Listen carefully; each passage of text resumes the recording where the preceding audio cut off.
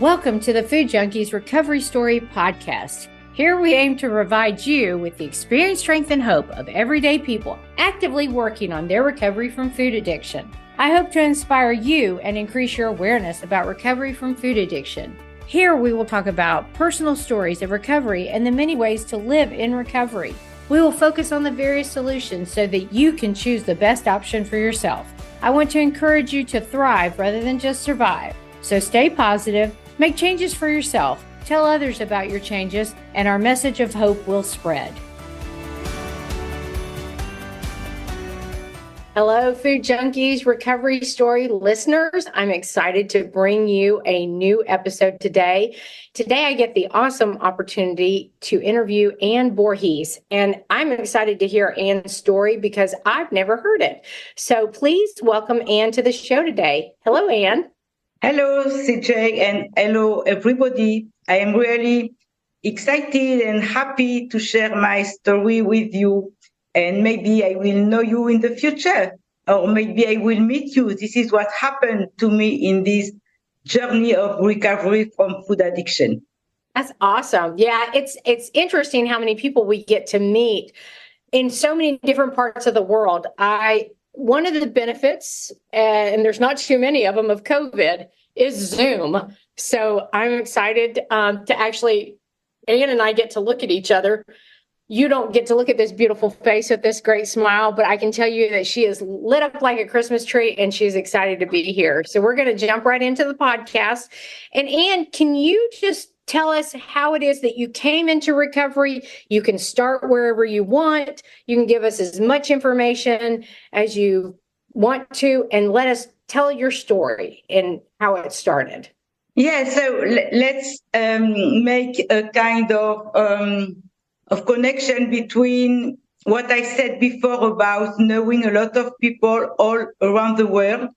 When I was born, I am French, of course, you can hear that. I was born in the south of France, in a very small village, about 200 inhabitants, so very far, we knew each other, but I was very isolated in my family and with people around me. It was just about working in the farm, and that's it, going to school, no more. And then, because I became abstinent, so at the age of 30, and now I have more than 32 years of back-to-back abstinence, which means a long journey.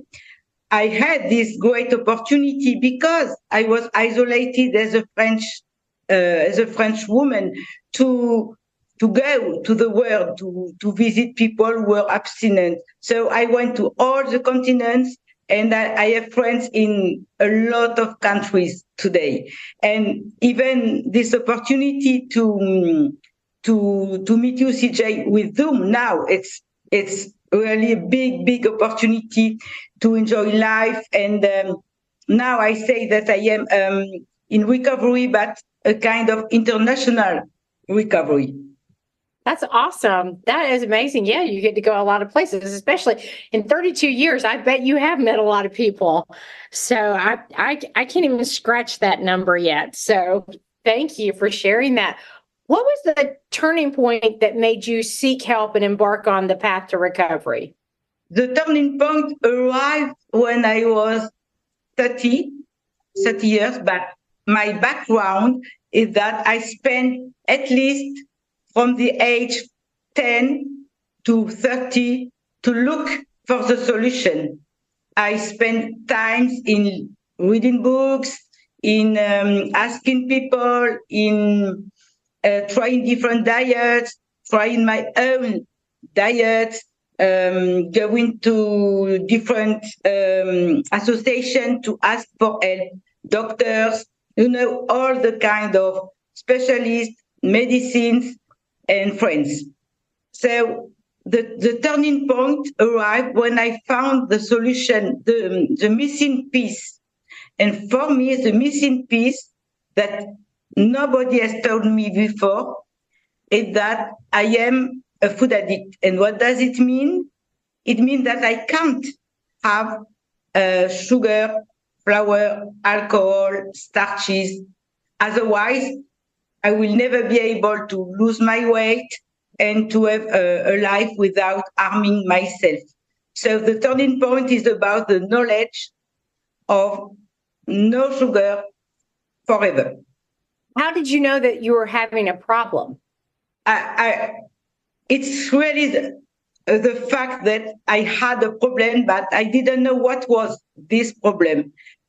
The first manifestation was about the binges that I was having in the farm, because I had access to very good food, very good cheese, very good meat, very good fruits, very good vegetables, and all of a sudden I was binging on cheese, on bread. The bread is very good in France, as you know, and I didn't know what was this kind of reflex of suddenly to binge. So this was a problem. And also when I was gaining weight, because as a teenager, I wanted to be sexy and thin and, this kind of dream, princess mode. And I wasn't able to have this one. When my friends were able to be like a teenager, and I didn't have this opportunity.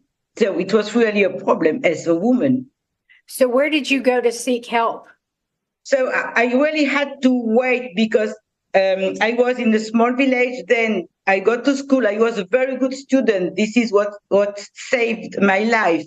Then I was able to go to the university. University at the age of 18. And at this point, I was in a big town. The name is Toulouse, a very beautiful town, and with more access to different specialists and different kind of help that I wasn't able to find in the small village. So, and because I was clever enough and maybe I have enough money, I was able to do all this experimentation to look for the solution. And then I finished my studies in Paris, so to have a kind of expertise in my field. And then I found the 12 steps. Then you found the 12 steps. Okay. So which 12-step program did you find? And did you just dive in and start doing well, or how did that go for you? So as far as I remember, it was 32 years ago, so a long time ago, in Paris, so not in America. So it was really the beginning of OA, of Overeaters Anonymous. And all the meetings were in English. And I didn't manage as well as now the English language. So I went to those meetings, and then maybe one year after I arrived, they did some French meetings, but they were very small and not very active. Now it's totally different today. So it was with a very small group of people that I heard about the 12 steps. There is a solution about the idea of a food plan, the idea of being allergic to something, the idea of alone I can't recover. And so this is my first attempt in the 12 steps.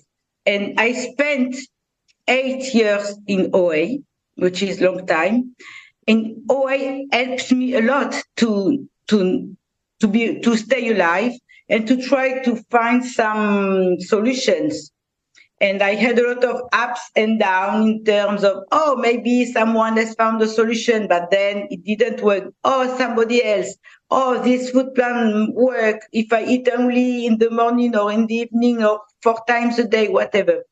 So anyway, it helps me to stay abstinent. Not to stay abstinent, to stay alive, I would say. To have hope, which is very important, more than being abstinent. Absolutely, hope. Yes, hope, and I am not alone, and there is a solution somewhere. We are all looking for the solution. So this gave me a lot of energy and hope.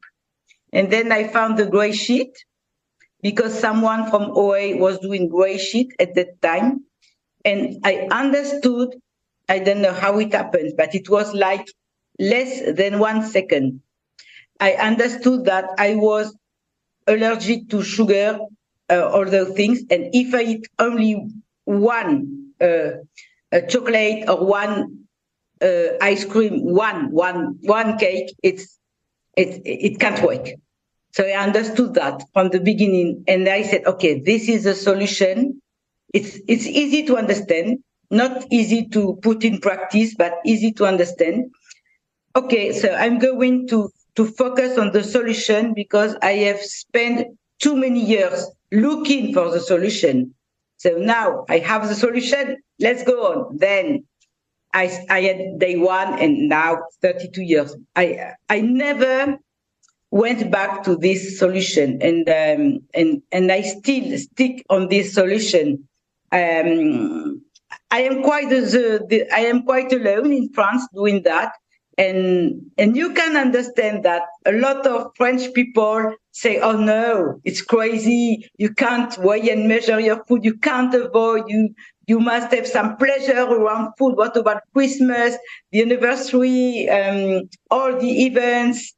And so they wanted to help me to have more joy in my life in using food, but I had suffered too much, and I knew that this is my solution, whatever you are thinking.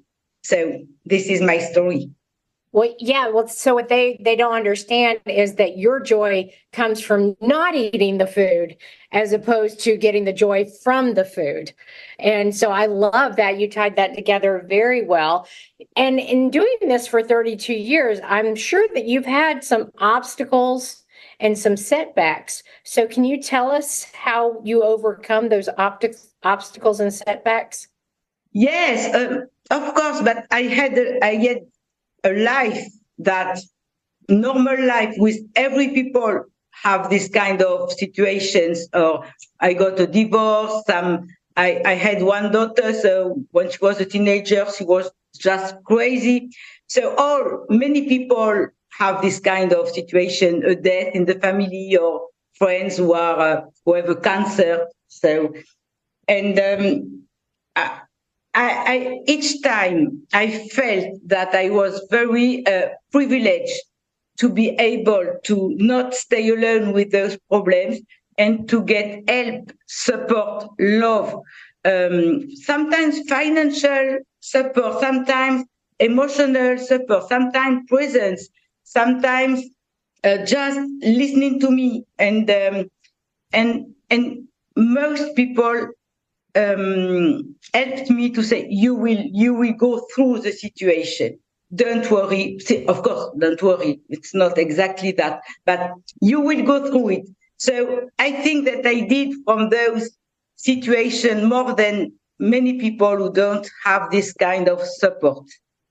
And also, of course, my joy is also in eating, but because I don't eat junk food or my allergic food, so I can enjoy the food that I eat. It's really a pleasure. So at least in one day, in my day, there were these 3 meals, and I never thought about, oh no, the situation is too complicated, too overwhelming. I want to eat. Of course, I had the thoughts, but never the desire, because it is not the solution. And I can testify that it can be done. Of course, I didn't know it before, but now I can say that it can be done. And even if I know that some people won't believe me, because I didn't believe it myself. So, but in the 12-step program, there are so many people who have had so many experiences without binging. So there is a lot of hope here. Thank you. Thank you. Have you tried any other alternative or complementary approaches to, besides 12 steps, have you done anything else besides the 12-step world to help you with your abstinence? Before, yes, I tried the psychotherapist. I tried to follow some guidelines in books. I tried to do it by myself. Or what was wrong here, now I can see it, is that I underestimated the power of this disease. It's a physical, mental disease, which is very, very, very strong. And I was thinking, no, I'm going to manage with one professional or this diet. Oh, I'm clever, and this is true. It's so I can do it. But now I know that this is so powerful that I know the 12 steps. I need the 12 steps. I understood that also from my day one. So I never quit the rooms, and I always stick to the 12 steps. So how many meetings a week or a month or a year, whatever do you attend? And do you sponsor people and do you have a sponsor? Yes, after so many years and visiting so many great eaters in different countries, first of all, I have a lot of friends that I can rely on. And on the 7th of June, I celebrated my 32 years back-to-back anniversary, and I got a lot of feedback from all those people. And so people call me even with my bad English at any time, and also because I am in different time zones. So it sometimes it's night, but it's day for me, and they can call me. So I attend. Sometimes I attend meetings. I don't count them because they are a part of my life. But let's say 3 to 5 to 6. I do a lot of service. I am translating a lot of literature. Yes, and I am going to retreats. Last year I went to Mexico, to Spain, to London, to New York, to Israel. So I do a lot of retreats. Yeah, and I have also sponsors. And what is special for me, and I feel very lucky, is that I have sponsors in. At the moment, I have 5 sponsors from 5 different countries. Oh, that's amazing. How awesome. Yeah. And I got a lot of sponsors from different countries like Lithuania, Germany, Spain, England, Iceland. So it's very special. That's amazing. How wonderful. That must be very rewarding. I can understand that. So are there any misconceptions about addiction and recovery that you would like to talk to the people about? Yes. I will relate especially to the French people because they know what I'm doing. And even yesterday, I heard someone with this kind of diabetes. So it's about having too much sugar. Many people are becoming more and more obese and have really difficult time with junk food and sugar. So what I can hear is that many people want to manage by themselves. And sometimes I offer my help, but they don't really want to avoid eating sugar. No, I want to keep my sugar. I want to keep my bread. I want to keep having the cake at the birthday. And they are also afraid to be isolated or to not be what English people call the people pleaser. So they are afraid of being different. They are afraid of losing weight because it's a big deal to lose weight. So sometimes they try, and when they lost, for instance, 20 pounds, they don't recognize their body and they go back to the familiar. So it's really a journey and a process, and there is a lot of fear here, and also it's difficult to give up sugar. It's difficult. It's not easy, but it is worth it. Yes. But the benefits can't be seen at the beginning. So it needs a lot of time, maybe 3 to 4 months to enjoy the benefits. And it's also a change of the mind. So this must be done at the same time of losing the weight. Otherwise, the body and the spirit are disconnected, and it can't work. It's a kind of physical and mental work at the same time. Very true. Very true. Yeah. It's not just about what you're eating. It's about what's eating you. Yeah. Yes. So in what ways has your life changed since you've been in recovery? I know you've been in recovery a long time, so that might be a little bit more difficult to answer. Yes, my life has changed a lot for the best. Each period of my life was a good one, because I was no more in this kind of nightmare and obsession in the food. So I did a lot of activities to enjoy life besides the food. So I did a lot of traveling. I did a lot of, for instance, dancing, to do some theater, to play cards with people. I am in a town now. It is close to Paris. It's a poor town, but this town, because people are poor, they got a lot of money, and they do a lot of events, association from different nationalities. So I attend all those events, and this is good. I have also 3 grandchildren now. So when they are on holidays, I am looking after them, and it's also a lot of pleasure because I can have the energy to go, in the toboggans and in the swimming pool and to run with them. So it's really a pleasure to enjoy the body, same weight, and not knowing that because I am aging, I have to put on weight. No, I'm still enjoying the shape of my body. That's awesome. Can you tell me, do you have any activities or hobbies that you enjoy engaging in now that you've overcome your dependence on processed food and sugar?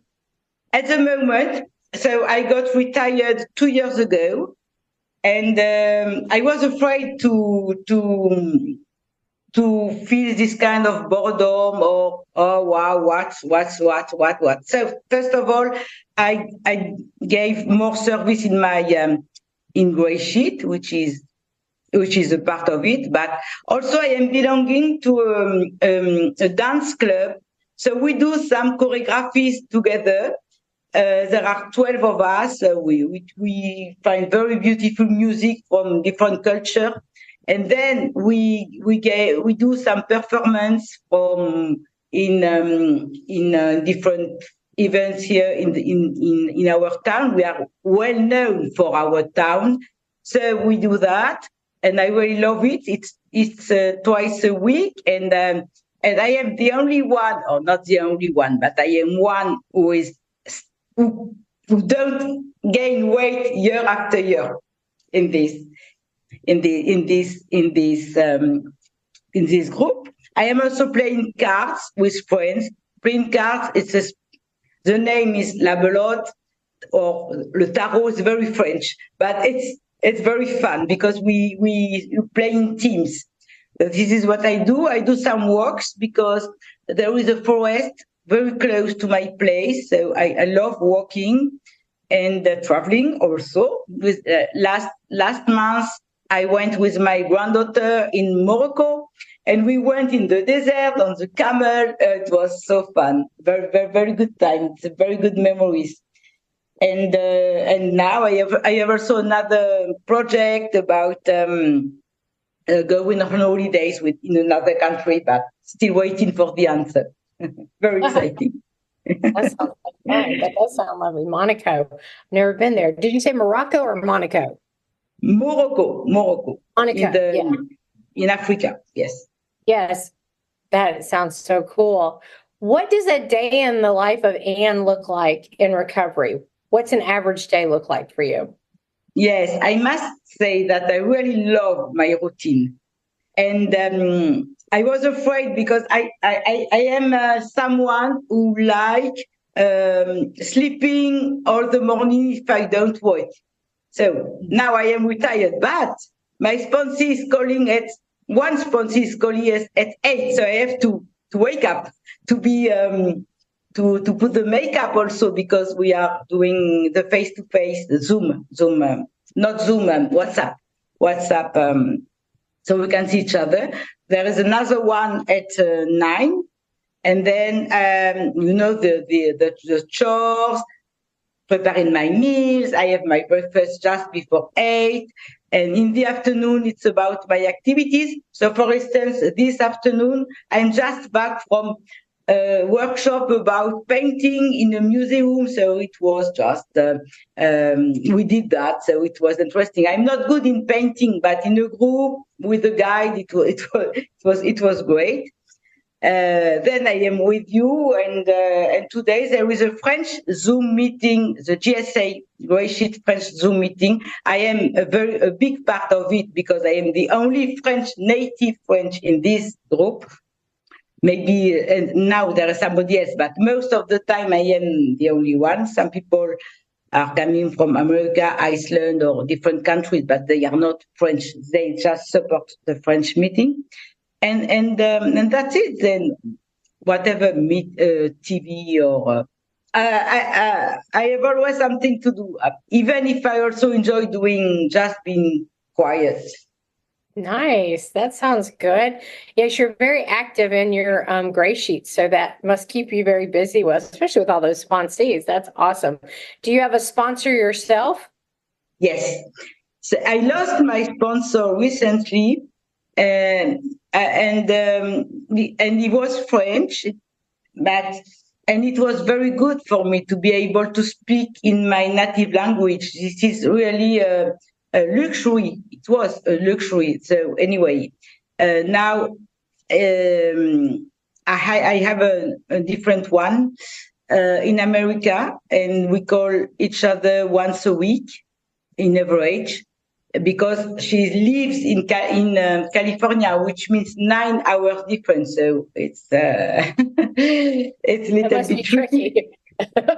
You're going to sleep and she's waking up, or you're waking up and she's going to sleep. So exactly this kind of situation, but it works, and it's very special. But it works, and we are working the steps, and I am very good at that because I love improving myself. I love learning, and I love being open-minded.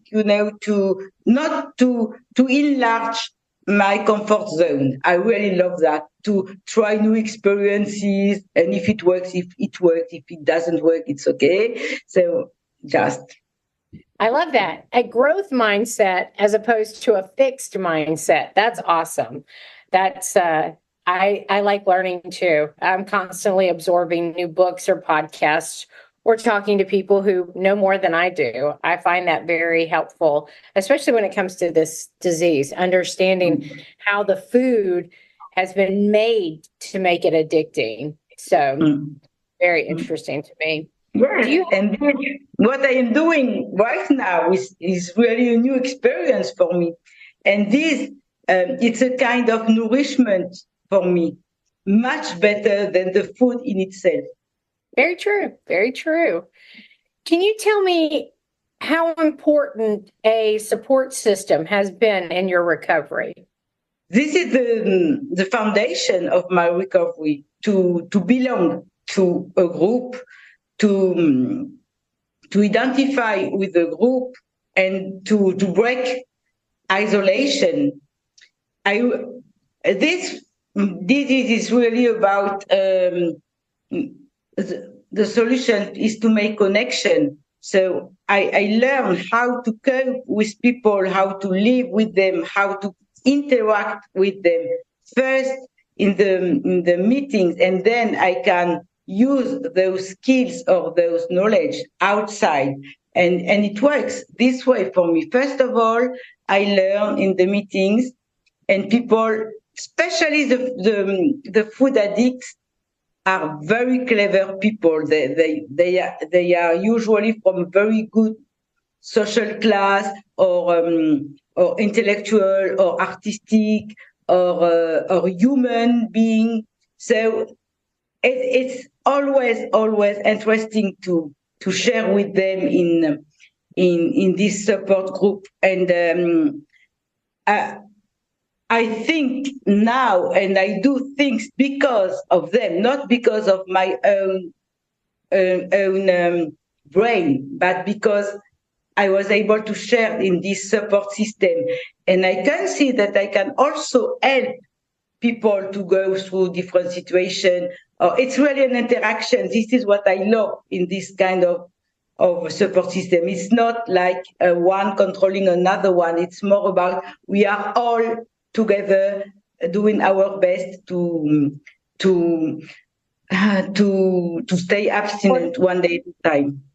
Abstinent one day at a time and support each other. So yes, a community I find is very helpful, whether it's in 12-step or another food community. I mean, as you know, and we talked about this before we actually even started recording, there are many ways to get abstinent and to do a food program. And so that is amazing. And you found a way that works for you. So that is awesome. Thank you, Anne. What is still something that you're personally working on in your recovery? What I would like, what is missing in my life is about having a partner.